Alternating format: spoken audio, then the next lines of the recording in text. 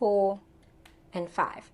Then you pull it down to cover the bristles. Pap smear is to pick up small problems before they become big problems. Correct. You need 3 injections. 1 immediately, then after a month, and then after 6 months. Is that correct? That's correct. Okay.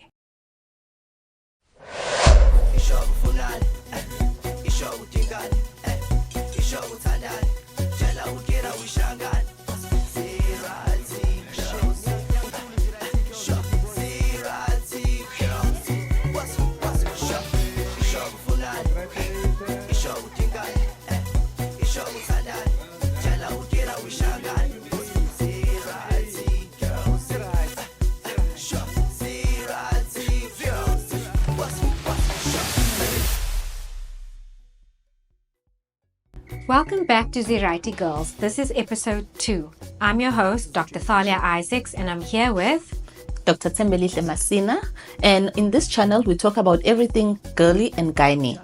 Thank you for watching our first episode, and if you didn't or you've missed it, you can find it over here in the pop-up. Today we'll be discussing pap smears, and we'll also be addressing some of the questions and comments that were left in the comment section of our last episode. But right now, let's get back to today's content.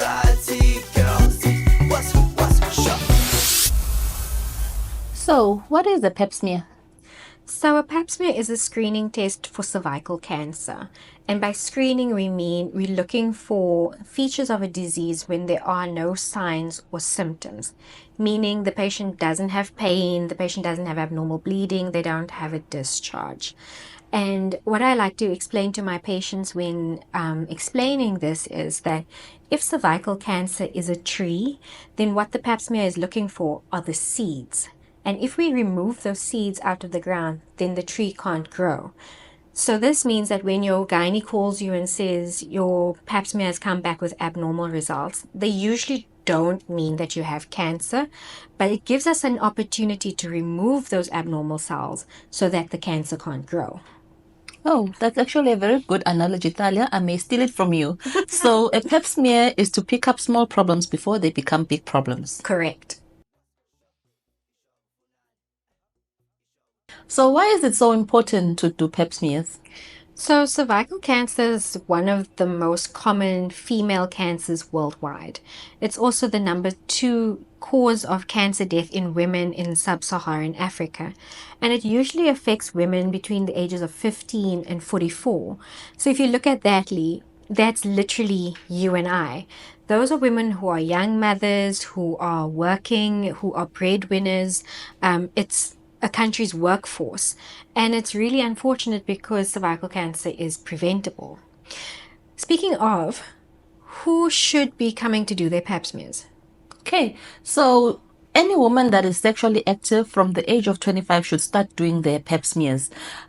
Traditionally, we used to do pap smears once a year, but now, because we do pap smears with HPV co-testing, we divide our women into high-risk groups and low-risk groups. The high-risk groups are those that are infected with HIV, so we do HPV co-testing every 3 years, and the low-risk groups are those women that are not infected with HIV, and we do every 5 years. Women above the age of 65 can luckily stop screening for pap smears if they have had 3 consecutive negative pap smears. And then I just also need to mention that our public state sector policy in South Africa states that every woman above the age of 30 should at least have 1 pap smear. And the government offers 1 pap smear every 10 years. And this is purely because of budget constraints, because cervical cancer is a slow growing. However, we do miss some women in between the 10 years before they get their next pap smear screening. But at least every woman should have 1 pap smear in their lifetime.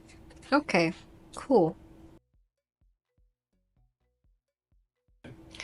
So Lihle, you mentioned young girls who are not sexually active don't have to have pap smears. What does sexual activity have to do with it? So, abnormal cells or cervical cancer is commonly caused by persistent HPV infection. HPV stands for human papillomavirus, which is a virus that is spread by contact. And unfortunately, its presence in the genital tract means that it is acquired sexually. So if you're not sexually active, you are not really exposed to HPV infection. Okay. So what do abnormal cells mean in the pap smear?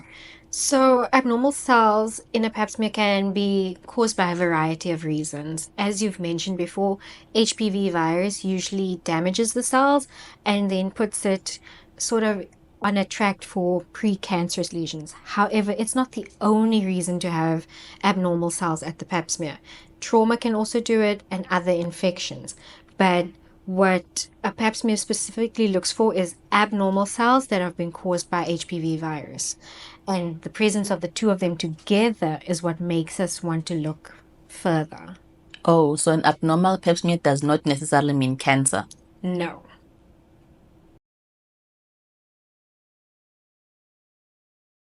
So, Leslie, what I'm hearing is that HPV virus is primarily what causes cervical cancer. Is there a way that we can prevent getting the virus?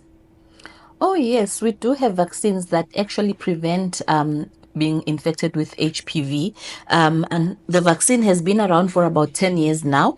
And unfortunately, at the moment, we do not have enough people that are vaccinated to actually have significant numbers of cervical cancer prevention. The first rollout was targeted at prepubertal girls before their first sexual encounter. And but currently now I encourage everybody to get vaccinated if they have not yet been vaccinated. Both men and women can get vaccinated. Okay. So, what you're saying is that if we have enough vaccinated people, we can actually prevent cervical cancer. Can men and boys get vaccinated too, or is it specifically only for women? No, both men and women, or boys and men, can also get vaccinated because they can also get infected with HPV. And also, we have found that in boys, the HPV vaccine actually prevents abnormalities that can progress to testicular cancer and anal cancer, as well as throat cancers. Okay. From what age can people be vaccinated? Okay, so the age from which you can get vaccinated is between the ages of 9 and 14. So the children in middle school before they become sexually active, and it's actually cheaper that way because between the ages of 9 and 14 the children only need two vaccines. However, if you do vaccinate after the age of 15, so anybody is now eligible for the vaccine, regardless of sexual activity, HIV status, or if you've had a previous HPV infection, you can get vaccinated. So if you do get vaccinated after the age of 15, you need three injections, one at 0 months, one at 2 months or after 1 month, and the last injection at 6 months. If you do it between the ages of 9 and 14, then you only need two injections at 0 months and at 6 months. Okay. So basically, everyone can get vaccinated. It's better to get vaccinated younger because it's less injections. And if you were to get vaccinated after the age of 15, you need three injections, one immediately, then after a month, and then after 6 months. Is that correct? That's correct. Okay. Am I leaving anything out, Talia? So somebody left us quite an interesting and very relevant question in our comment section from last week's episode. Thank you, Dr. Mastina and Dr. Isaacs, for a beautiful installment of your first episode. So I have a question regarding pap smear.